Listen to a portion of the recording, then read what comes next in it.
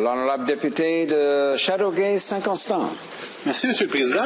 J'ai écouté avec attention le discours de ma collègue du comté de Scarborough Centre et j'ai étudié également aussi avec grand intérêt son projet de loi et j'ai quelques commentaires à cet effet-là. C'est un projet de loi qui a un but louable qui serait de diminuer le nombre de plaintes de détenus qui seraient de mauvaise foi et qui font des plaintes de façon répétitive. Or, le Service correctionnel Canada nous indique qu'environ 20% de toutes les plaintes sont portées par des détenus qui font de multiples plaintes, effectivement. Mais après une discussion avec l'enquêteur correctionnel, il nous mentionne qu'une grosse partie de ces gens-là ne sont pas des personnes de mauvaise foi qui font des plaintes afin de discréditer le service correctionnel, mais plutôt par des personnes peut-être qui ont un niveau de scolarité beaucoup plus élevé que les autres, qui auraient peu de scolarité et qui font des plaintes à leur place. Donc, il y a un bon niveau de ces plaintes-là qui sont rédigées par ces mêmes personnes-là.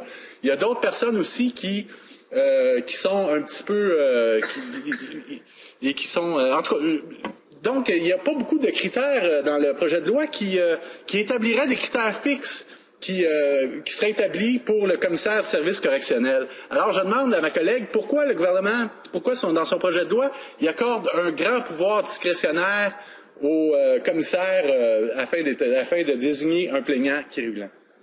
The honourable member for Scarborough Centre. Mr. Speaker, I thank my honourable colleague for his question, and he is correct. This bill will not address the bulk of inmates that are in prisons today. It's actually aimed to target a small group of individuals who have made a hobby of filing these types of complaints. You know, it's a real headache.